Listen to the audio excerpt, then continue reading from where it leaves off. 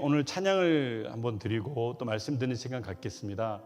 오늘 말씀하고 일맥상통하는 찬양인데요. 우리가 하나님의 뜻에 작은 것이라도 순종해서 나갈 때 하나님께서 큰 은혜 주신다고 하는 귀한 찬양이죠. 삶의 작은 일에도, 삶의 작은 일에도 그 마음을 알기 원하네. 그 길, 그 좁은 길로 가기 원해. 나의 작음을 알고 그분의 크심을 알며 소망, 그 깊은 길로 가기 원하네. 다시 처음부터. 삶의 작은 일에도 그 마음을 알기 원하네. 그 길, 그 좁은 길로 가기 원해. 나의 작음을 알고 그분의 크심을 알며 소망, 그 깊은 길로 가기 원하네. 저 높이 솟은 산이 되기보다 여기 오름직한 동산이 되기, 내 가는 길만 비추기보다는 누군가의 길을 비춰준다면 내가 노래하듯이 또 내가 얘기하듯이 살길 난 그렇게 죽기 원하네. 삶의 한 절이라도 그분을 닮기 원하네. 사랑, 그 높은 길로 가기 원하네. 그 좁은 길로, 그 좁은 길로 가기 원하네. 그 깊은 길로, 그 깊은 길로 가기 원하네. 하나님 아버지 감사합니다. 오늘 하나님께서 우리 가운데 삶의 작은 일이라도 아버지 하나님의 뜻을 알고 아버지 그 길이 나를 위한 길이 아니고 또 다른 사람들을 위한 그 길을 갈지라도 그 길이 좁은 길일지라도 아버지 가야 된다고 하는 말씀을 통해서 아버지 찬양을 드렸습니다. 하나님, 이것이 우리의 결단이고 또 아버지 우리의 다짐입니다. 주님 닮기 원하여 오늘도 주 앞에 나와서 주님의 닮음을 통해서 세상에 빛이 되고 소금이 되는 우리 모두가 되도록 역사하여 주옵소서. 예수님의 이름으로 기도드립니다. 아멘. 저는 오늘 본문의 말씀을 통해서 단순한 삶에 참 기쁨이 있다, 단순한 삶에 참 기쁨이 있다, 이런 제목으로 말씀을 증가하도록 하겠습니다. 오늘 그 시편의 말씀은요, 복 있는 사람과 그 다음에 복이 없는 사람, 또 의인의 길을 걷는 사람과 악인의 길을 걷는 사람, 하나님께서 복 있는 사람은 하나님을 경외하며 말씀을 통해서 묵상하고 말씀을 통해 순종해서 좌로도로도 치우치지 않고 가는 사람이 복 있는 사람이고, 반면에 하나님을 거부하고 하나님을 떠나가지고 자기의 소욕대로 살아가며 육신의 정욕과 안목의 정욕과 세상의 자랑을 쫓아 사는 사람들은 악인의 삶이라고 얘기를 하며 결국은 그들에겐 사망이 있을 것이라고 얘기를 하고 있습니다. 굉장히 심플하고 간단한 것이죠. 우리가 복음이라고 하는 것은요, 복잡한 것에 있는 것이 아니고 간단한 것에 있습니다. 그래서 우리가 신앙생활을 어떻게 해야 되는가? 그냥 골머리 쓰고 힘들고 복잡하게 신앙생활하는 것이 아니고 하나님 잘 믿고 또 예수님의 그 본을 받아가지고 예수님의 삶처럼 닮아가며 또 성령님의 인도 따라서 나아가는 그 삶이 가장 복된 삶인 줄 믿습니다. 그런 사람들에게는 참 기쁨이 있다라고 성경에서는 말하고 있는 거죠. 요즘 시대를 통해 보면은요, 무슨 시대라고 얘기를 하냐면은 미니멀리즘의 이렇게 중심에 있는 그런 시대라고 얘기를 합니다. 미니멀리즘 우리가 많이 들어봤죠. 결혼식도 보면은요, 요즘 굉장히 미니멀하게 이렇게 결혼식을 하는 것도 볼 수가 있습니다. 그래서 한국에는 가장 큰 이렇게 현대의 파장 중에 하나가 예식장이 문을 닫는다고 하는 거죠. 그래서 예식장이 문을 닫고 하다 보니까 결혼하기가, 진짜 결혼식을 하기가 어려운 그런 예식장 잡기가 어렵다라고 얘기를 합니다. 그런데도 적은 단위를 통해 가지고 이렇게 가족들끼리 아니면 지인들끼리만 모여 가지고 진짜 아름다운 예쁜 결혼식을 드리고 결혼만큼 우리가 신중하게 잘하자라고 하는 마음에서 시작되는 것이 바로 미니멀리즘입니다. 그래서 미니멀리즘은요, 오늘날 우리가 살고 있는 이 현재의 이 세상을 이렇게 이끌고 있다라고 해도 가정이 과언이 아닙니다. 이것이 무엇인가? 사전을 찾아보면 이렇게 얘기를 하고 있습니다. 더 많은 것을 소유하고 누려야 한다는 강박관념에 반해 단순하고 소박하게 살려고 하는 경향의 사상이라고 얘기를 하는 거죠.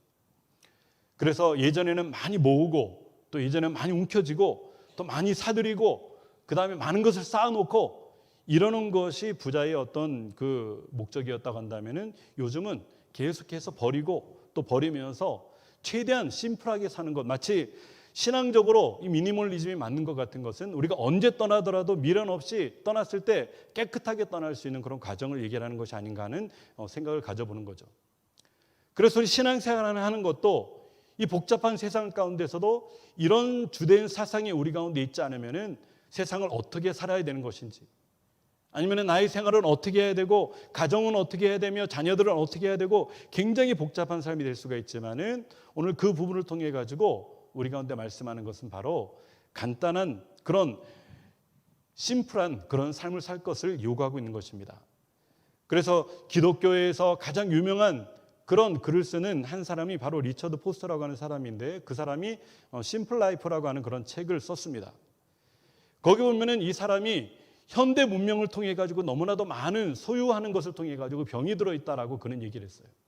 그래서 병이 들어 가지고 사람들이 많은 것을 가지려고 하고 많은 것을 살려고 하고 그러다 보니까 뭐 우리나라가 명품을 사들이는데 일본을 앞선다고 하잖아요. 그죠? 명품을 사고 또 뭐 굉장히 많은 것을 통해 가지고 소유를 하려고 하면서 좋은 것이 있다고 한다면은 그 비싼데도 불구하고 가지려고 하는 그런 것이 있다라고 얘기를 하는 겁니다. 비단 우리나라뿐만이 아니고 전 세계 사람들이 현대 문명을 통해서 소유 욕구로 병들어 있다 보니까 그냥 과한 소비를 통해 가지고 지출해 가지고 가정이 어려우면서도 자동차는 그냥 집 한 칸 없으면서도 고시원에 살면서도 차는 BMW, 벤츠, 뭐 그렇다 BMW, 벤츠 타는 사람들이 나쁘다는 거 아니에요. 오해하지 마시기 바랍니다. 그러면서 그런 거를 타고 다니고, 그리고 집안을 통해 가지고도 그런 여러 가지 그런 문화가 있는 것을 볼 수가 있는 거죠.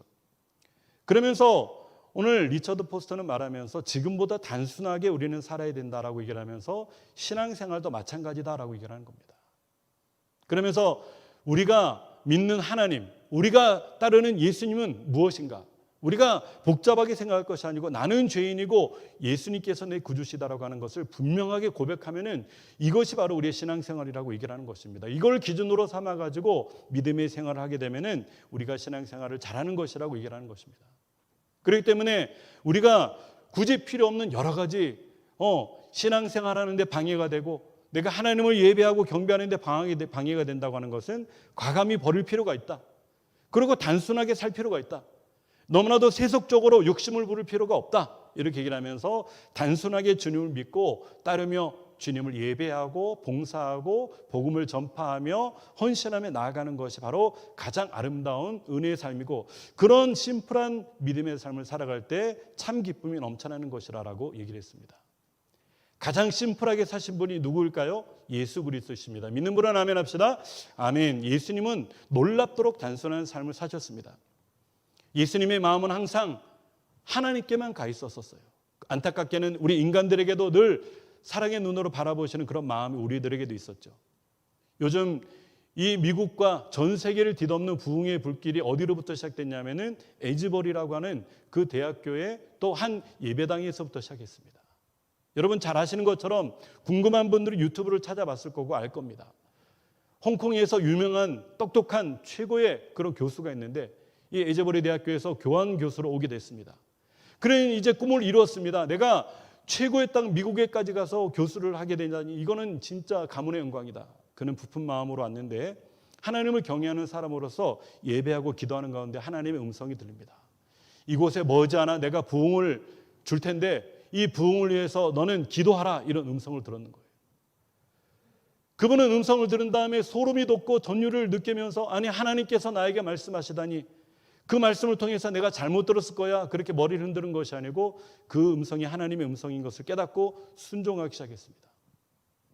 그리고 자기의 모든 인생을 다 걸었던 교수직을 통해서 사임을 하는 거죠. 그리고 그때로부터에 가서 그 교회에서 기도하기 시작합니다. 그분을 존경했던 제자들 가운데 여럿이 모여가지고 기도하기 시작했고, 함께 기도하는 가운데 그 가운데 성령의 불이 내려가지고 하나님의 놀라운 부흥의 역사가 에즈버리를 통해 가지고 일어나고 있다고 하는 것입니다. 그래서 기회만 되면은 우리도 가서 한번 그곳에 가서 그 교회도 가서 같이 기도도 해보면 어떨까 그런 마음이 있는데, 중요한 것은 지금 우리도 마찬가지로 이런 부분을 통해서 모든 불필요한 것들을 끊어버리고 주님을 향해서 온전하게 기도하며 성령의 불은 이곳에서도 떨어지는 역사가 일어날 줄 믿습니다. 아멘이십니까? 아멘. 그래서 우리 마음을요, 그 나라와 의를 구하는 데 두게 되면은요, 우리가 생각해야 될 결단은 많지 않습니다. 하나님을 경외하고 또 말씀을 순종하며 하나님을 예배하며 찬송하며 믿음으로 살며 주의 인도하심 따라서, 성령님 인도하심 따라 살겠다고 하는 것이 바로 이 고백이었던 것입니다.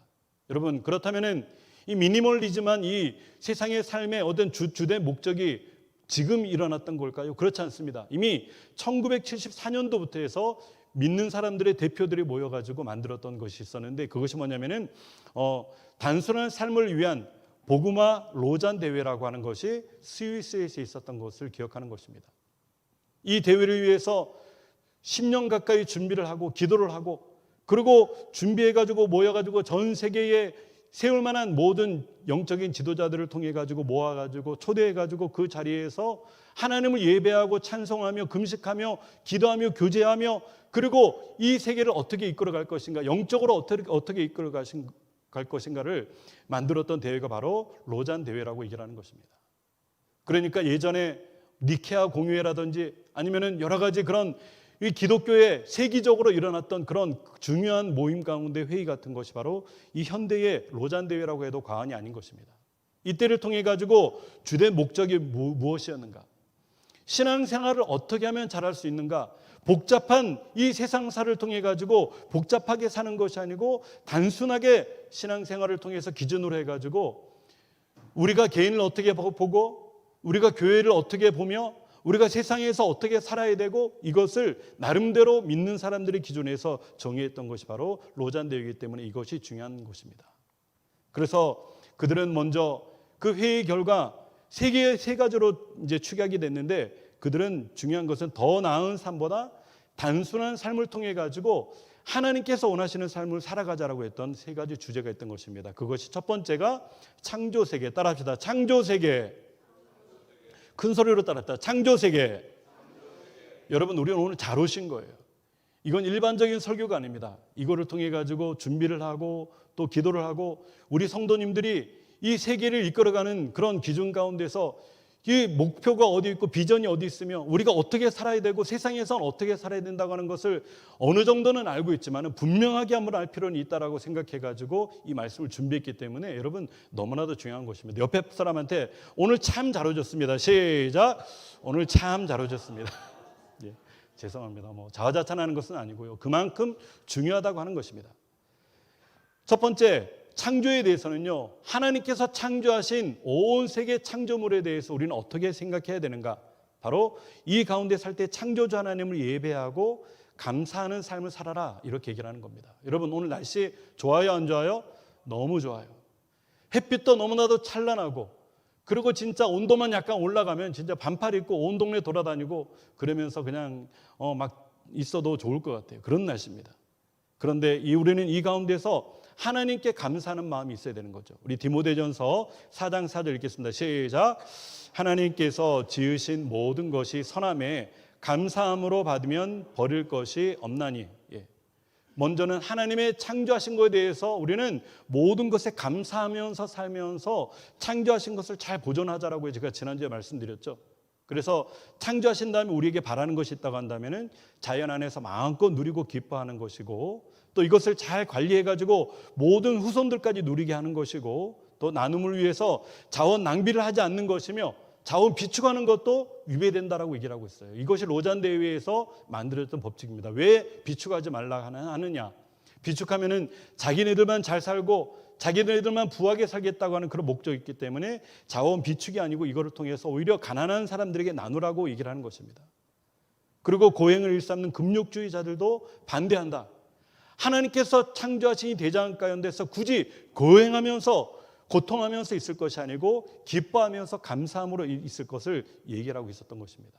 자, 이것이 바로 첫 번째고, 두 번째는요, 우리에게 맡겨진 이 세상의 삶을 어떻게 살아야 될 것인가, 바로 청지기직에 관련된 그런 말씀인 것입니다. 하나님께서 우리에게 주신 이 땅을 통해 가지고 우리가 어떻게 살아야 될 것인가, 우리가 지난주에 얘기를 했죠. 그래서 지난주에도 굉장히 생뚱맞은 그런 설교를 했었는데, 그것은 성교의 다른 측면에 하나님께서 주신 이 창조물에 대해서 우리가 어떻게 해야 될 것인가를 고민하자라고 얘기를 했습니다. 그래서 마찬가지로 같은 맥락으로 우리 창세기 1장 26절 다 같이 읽겠습니다. 시작. 하나님이 이르시되 우리의 형상을 따라 우리의 모양대로 우리가 사람을 만들고 그들로 바다의 물고기와 하늘의 새와 가축과 온 땅과 땅에 기는 모든 것을 다스리게 하자 하시고, 아멘. 창조된 인간은요, 온 세상을 잘 다스리라고 하는 겁니다. 파괴하라고 하는 것이 아닙니다. 그죠?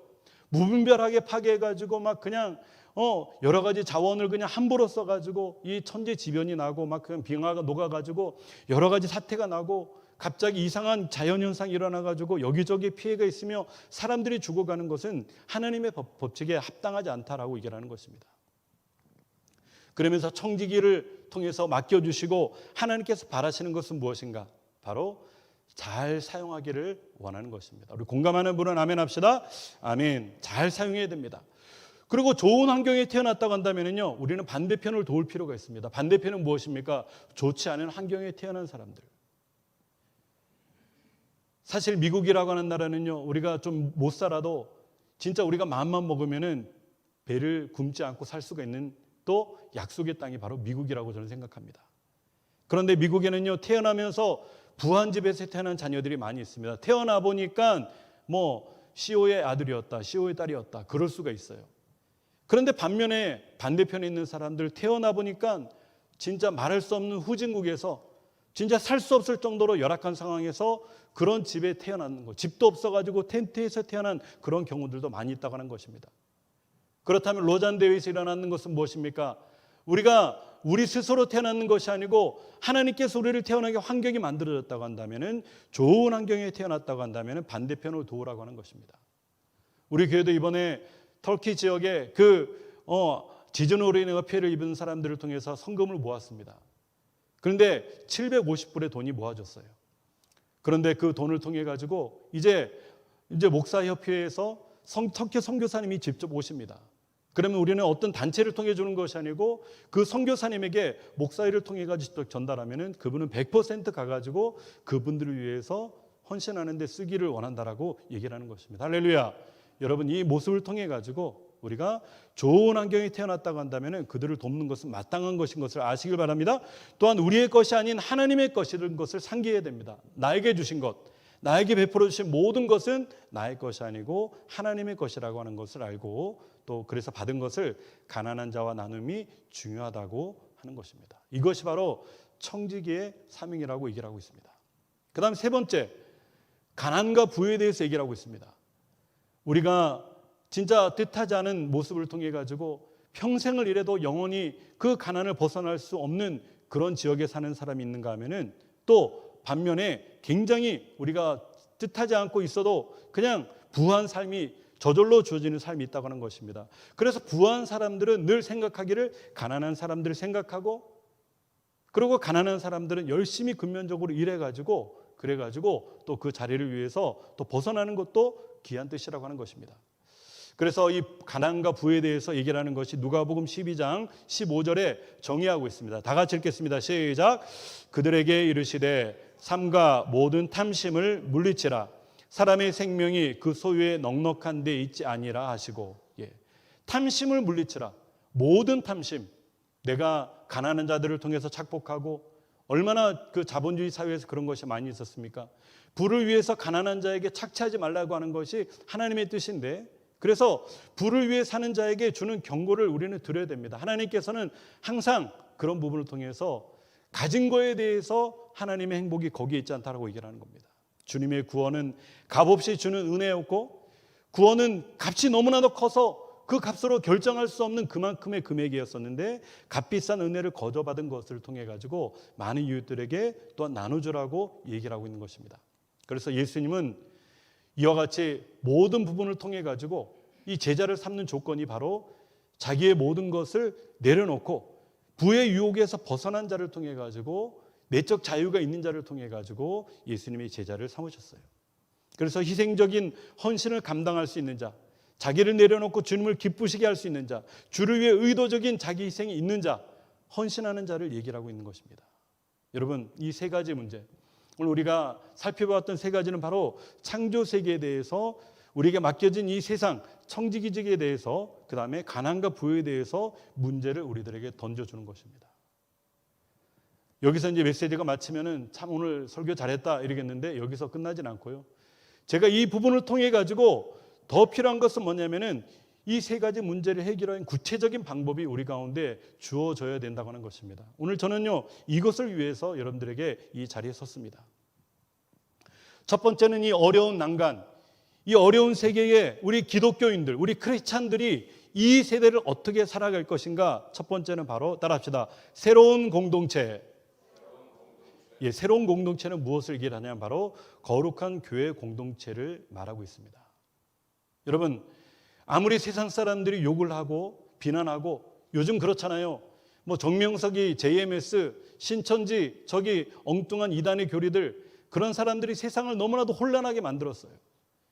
넷플릭스에 그 보면은요, 뿐만 아니고 또 다른 이단 종교들이 일어나가지고 그냥 사람들을 통해 가지고 망하게 하는 구원파들이 득실되고 있는 것을 볼 수가 있는데, 세상에 예수 믿지 않는 사람들은요, 이 모든 사람들을 싸잡아 가지고 뭐라고 하냐면은 믿는 자들이라고 얘기를 하는 거예요.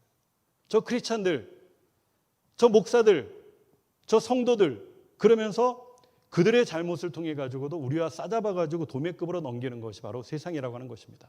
그래서 전도가 어렵습니다. 나가서 복음을 전하면은요, 제가 복음을 전하는 분들에게 물어봤습니다. 이렇게 하면 오늘 많은 사람들이 이거 받아가죠? 라고 물어보니까 믿는 자들은 격려도 하고 음료수도 사주고 가는데 그렇지 않은 사람들은 외면하고, 어떤 사람은 막 그냥 침도 뱉고요. 어떤 사람들은 쓴소리도 하면서 그냥 그 나왔던 여러 가지 프로그램 중에 그런 이단 사설들의 일들을 통해 가지고 모든 것을 크리스찬들에게 덮어씌우면서 나는 안 믿겠다 이렇게 하면서 간다고 하는 것입니다. 그렇다면은 교회는 대안이 되지 못합니까? 아닙니다. 그런데도 불구하고 교회 외에 세상에 대안은 없습니다. 학교가 대안이 되겠습니까? 아닙니다.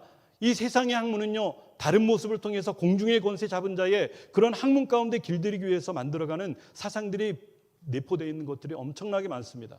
그래서 저도 대학생들이 2명씩이나 저희 집에 있는데, 그런데 걔들에게 늘 말하는 것이 너희 분별해야 돼. 교수님이 잘 기술을 가르치고 여러 가지 공부를 가르칠 때 잘 듣되 사상적으로 이상한 걸 가르치면 아빠한테 항상 얘기해야 돼. 너희들이 모르면 나한테 물어봐야 돼. 그러면서 얘기를 하는 겁니다.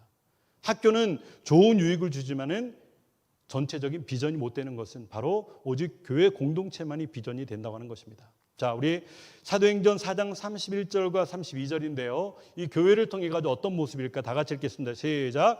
빌기를 다음에 모인 곳이 진동하더니 무리가 다 성령이 충만하여 담대히 하나님의 말씀을 전하니라. 믿는 무리가 한 마음과 한 뜻이 되어 모든 물건을 서로 통용하고 자기 재물을 조금이라도 자기 것이라 하는 이가 하나도 없더라. 아멘. 자기 물건을 자기 것이라고 하는 이가 하나도 없더라. 이 모든 것은 누구의 것이라고 우리가 고백할 수 있습니까? 바로 하나님의 것이라고 얘기를 할 수가 있는 것입니다.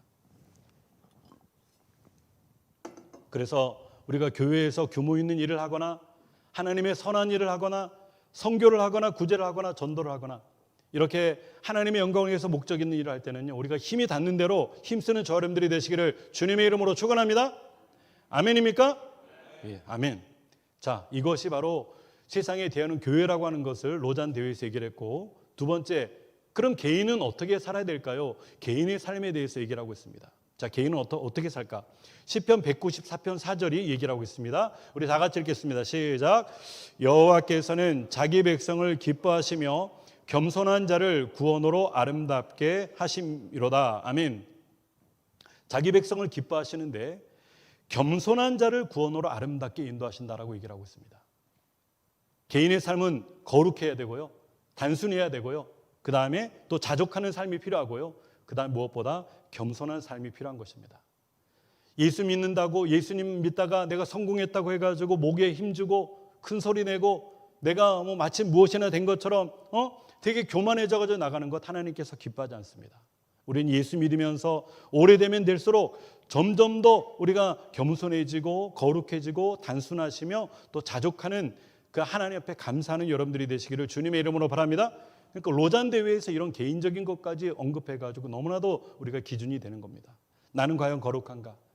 나는 과연 단순한 삶을 살고 있는가? 나는 자족하고 있는가? 나는 겸손한 삶을 살고 있는가? 자, 이것이 개인의 삶에 대해서 얘기를 했다고 한다면은 이제는 여기서 끝나지 않고요. 국제적으로 이 전 세계를 향한 그런 꿈과 비전을 주는 것이 바로 국제적인 개발에 두고 있습니다. 국제적인 개발. 국제적인 개발은 무엇인가? 바로 국제적인 개발을 통해 가지고 나만 잘 살고 나만 잘 먹는 것이 아니고 이 모든 가난한 나라와 가난한 민족들에게도 똑같이 살 수 있는 기회를 제공하는 것이 바로 이 기업가들, 그리고 세계를 경영하는 경영인들, 이 기독교 국가들이 해야 될 일이라고 얘기를 하고 있는 것입니다. 그래서 다국적 기업을 만들어 가지고 여러 나라에 이와 같이 모든 나라에 들어가서, 예전에는 미국에서 잘 살면은요, 미국에서 공장을 건설하고 미국에서 부를 창출하며 이런 모습으로 살아갔지만은 이제는 그 생각을 벗어나야 된다라고 얘기를 했습니다. 왜? 빈곤 속에 죽어가는 이들을 방치하지 말라고 하는 하나님의 뜻이 있다고 하는 것입니다. 그래서 빈곤한 나라 속에 들어가서 개발을 도우라고 하는 것입니다. 지금 우리가 가난한 나라에 들어가게 되면은요, 인건비가 싸기 때문에 그 싼 물건을 만들 수가 있어요. 그럼 이익을 많이 취할 수가 있습니다. 하지만 우리 기독교인들은요, 목적이 거기에만 있는 것이 아닙니다. 우리가 빵을 주고 우유를 준다고 하더라도 그들은 먹고 또 배고파서 또 달라고 할 텐데, 차라리 그들이 스스로 잘 살 수 있는 방법이 무엇인가? 그래서 로잔 대회에서 채택했던 것이 기업인들이 모인 자리에서 여러분들이 잘 되시길 바랍니다. 그리고 큰 기업을 이루시길 바랍니다. 그리고 연합하시길 바랍니다. 연합해서 여러분들의 기업을 가난한 나라에 짓길 바랍니다. 할렐루야.